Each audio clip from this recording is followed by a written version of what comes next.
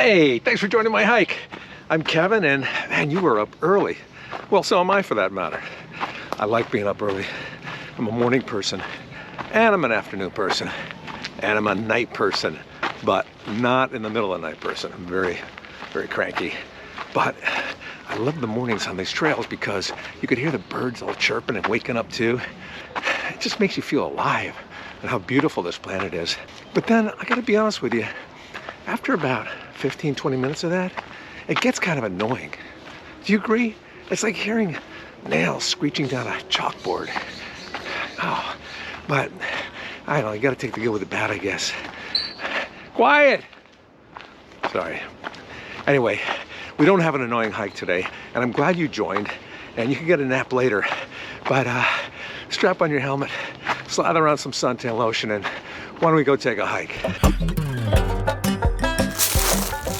My shoulder jockey today is a friend of mine. He's a really funny comedian, and I love hiking with comedians because we have a lot in common and tons to talk about. But this guy, wow, I am so proud of him and happy for his success. I've known him for quite a while. He started out in the clubs, and then the venues got bigger and bigger, and now he is selling out arenas. It's spectacular. And perhaps you've seen his latest hilarious flick, Easter Sunday. Well, you guys are in for a treat today because my guest happens to be the insanely successful and hilarious Jo Koy. All right, hey Joe. It's been a long time since I've seen you. A long time. Man, when was the last time I saw you? I think it was when you did that little bit on my special. Yep. Oh That was it. And one of the greatest days of my life. You were so happy, I could tell. Yeah. Can I tell you why? Yeah. I was working at Nordstrom Rack. No. Yeah, I was shelving shoes. I was up at, I was working at the Laugh Factory. Yeah. Do you still work at that Nordstrom's? I still work at that Nordstrom's. You sold shoes. Yeah, no, it was worse because it's not commission based. Oh no. So it's I got shoes.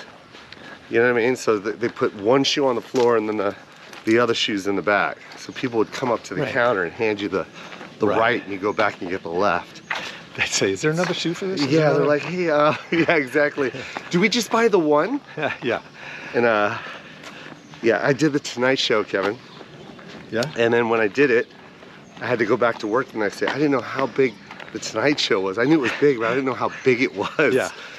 And every other customer was like, "Oh my God, you were so funny last night on the Tonight Show." And I'm like, "Thank you." And they're like, "Can I get this in an 8, please?" By the way, I told you not to bring your kids. Yeah, they're all here.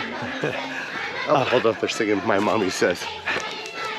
It's a song I wrote. I remember you being interviewed, not on the panel, but it was just like this interview, and they were asking you, what were you doing, your start, and you said you were a bartender at the Improv? Yeah. Yeah. And you were so funny. Like, everyone said that you were so funny, and then next thing you know, they were pulling you up. No, it's not really true. I started off... so you lied? I think son of a bitch.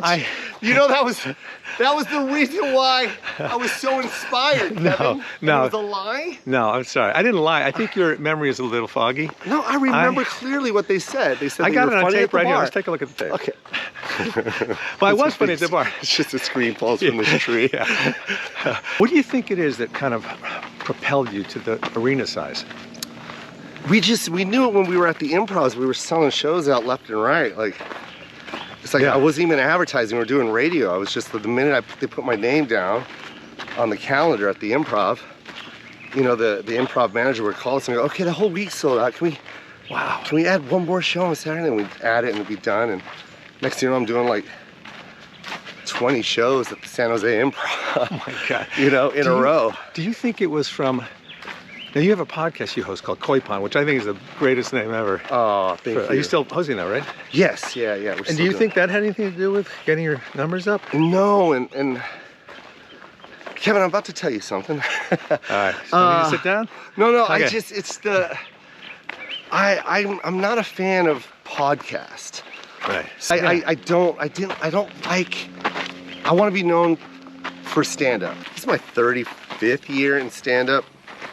And I love the fact that, pods are, blowing people up or whatever it is. But yeah. I don't want to be known for a pod. Yeah. Right. And so I stopped doing it. I for literally, that reason. Yeah, I literally stopped doing it, I think 2 years ago. Oh, wow. And I don't want my pod to be associated with my tour life. Right, and you would have focused on your stand-up, I too. just want it to be stand-up. My stand-up is the reason why this is happening. You were one of My those pod guys. I never really even recorded that many pods. Yeah. Anyway, I was doing like maybe one a week. You were a true dedicated stand-up comic. Yes. So your crowds, are they eclectic? Are they diverse? Oh, completely. I know you. It's amazing the diversity in the room. Because I was thinking, when I started seeing you kind of break out like that, I thought, I guess the Filipino community has caught on to him. You know, like Fluffy has a lot of Hispanics, and you know. And then you see Fluffy go to Europe and sell out the O2 Arena, and you're like, oh, okay, so he's just funny. This is beautiful, isn't it? Your mother is Filipino, Yeah. and your father is. Watch your head. Your father's Watch Your Head. Huh? Where is that? Like a Native American tribe? Yeah, you know, it's The Watch Your Heads? This is a very old arrowhead from the Watch Your Heads. Yeah, the Watch Your Heads. Okay, so your mother was Filipino. Yeah. And your father was Caucasian. Yeah, he's white. He's white. And you know, I do a joke where I go, my mom's Filipino, my dad's white, which means my dad was in the military.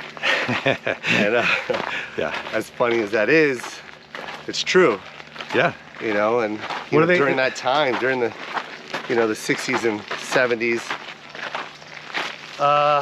you know, that's when the, I like to say those were the golden years for the mixed race, Kevin. I understand. And, you know, those are the days when people like Rob Schneider was born, and Oh, right. and Tiger Woods was born. That's right. You know, Yeah. those are the golden years. Is there a name for that mix? You know, like, It's called mixed. is it, I don't know. Yeah, It's not like Eurasian or anything like that. It's half. And you It's know, not like called the Marapinos? Or? Marapinos. Do you have to pee? This is usually where I Is pee. this the bathroom right here? Yeah, yeah. There's usually a line. So. Yeah. How do you feel being in your 50s? I love it. Yeah? Yeah, I think this is the best time of my life right now. I know. Well, I mean, you achieved your goal. Yeah, it was a struggle though, man. Oh, I know. I mean, when I was 45, I was man, I was like 26 years in, 27 years in stand up, and no one was giving me offers. You know what I mean? Like no hour specials, no nothing. Right. You know, and I was just like, what's going on? Netflix wasn't offering. I'm like, come on. So I shot my first Netflix special myself. I paid Did you for really? it. Yeah, I paid for it. What do you mean? Was it regular, like just you shot it and sold it to Netflix? Yeah, I hired the crew, I everything, all the cameras, everything. It came all out of my own pocket, and I was so depressed. I was broke. I was, you know, I put everything into it. And it worked. And you know what's crazy, Kevin, is when they found out I was shooting it, like a couple days before the show, before we taped it, and we shot it in Seattle. It's called Live from Seattle. Yeah. So they turned me down like 6 or 7 times. They kept saying, no, we don't want it. We'll pass. After you shot it? No. Okay. Initially, we were trying to get a deal from Netflix, and they kept turning it down. They were like, no. And I didn't understand why, because I was crushing. 2 days before we were about to shoot, my manager gets a call from Netflix going, hey, we found out that you guys decided to shoot it yourselves. We just want you to know, we really don't want it. And this is like 2 days before I'm about to shoot. So if you could just imagine, here I am with my son. He's there, and I'm in my mid 40s. And I'm just thinking about retiring. I remember crying in the green room going like, why am I even doing this now? Yeah. Like, it's like it was just so defeating. And then And how did the Netflix special go? so I shot it. And I remember when we went to the editing bay, right when we cut it, I remember looking at my manager and everybody else, and I go, we got ourselves a hit right here. Yeah, that's so great. We got a hit, and literally we put it on their desk, and we get a call 30 minutes later. No. And they're like, don't put this anywhere else. We want to give you an offer. Oh my God, how great is that? Yeah. So bet on yourselves, you guys. Joe, you good at giving gifts? I love giving gifts. Do you really? I can't stop. I love it, and I like to handpick it and shop for it myself. Like I enjoy shopping for other people than more than yourself. More than myself. When you go to shop for other people, do you sometimes get distracted? Watch your head. Oh yeah, there's one head's running. Yeah. When you're shopping for other people, do you sometimes get distracted and shop for yourself? Yeah. Yeah, I mean, don't get me wrong. When I'm shopping for other people, I'm definitely ending up shopping for myself. Yeah, I get that. Towards the end, it's like, okay, I got that gift. Now let me get 6 gifts for me. For you. Yeah.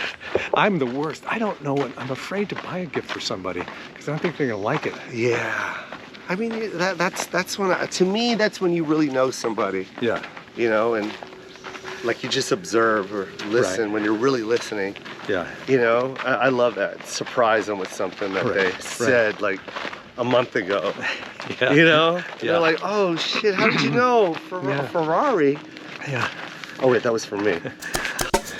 How many pairs of, you call them sneakers? Yeah. I'm the original sneakerhead, by the way. I want everyone to know that. So, what do you mean? You know, this whole culture that's going on right now, I was before any of you, so remember that.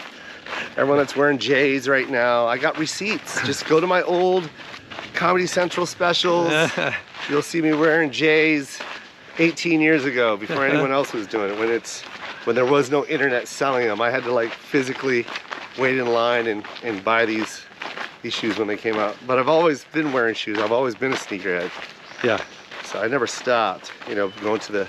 Do you have a special room in your house just for your sneakers? No, I give them away now, Kevin. Do you really? Yeah, so like, I don't care how much I spend on them. Like, people will come up to me. They know that I do it too, but it's usually like kids. Yeah. Like, you know, if it's a kid that comes to my show and he's up at the front of the stage trying to take a picture, and I'm like, what size shoe do you wear? When they say 10, 10 and a half, I'll take them off and throw it at them. You're like a guitarist, he throws his picks. Yeah. So when you were in high school, Yeah. I imagine you were kind of funny, right? Always. I knew I wanted to be a comic when I was like, I think 11, when I saw Eddie Murphy, Hilarious. Were you were you a prankster too? I was always class clown. I was always the funniest. Mrs. Canoyer, my accounting teacher, would always ask me to like, just save it for the last 5 minutes of class and I'll let you stand in the front and do whatever you want. And she literally let me do that. That's when I started getting addicted to like standing in front of people. What haven't you done that you want to do? I just booked at Madison Square Garden, which is like, that's the one that's the Mecca. Yeah.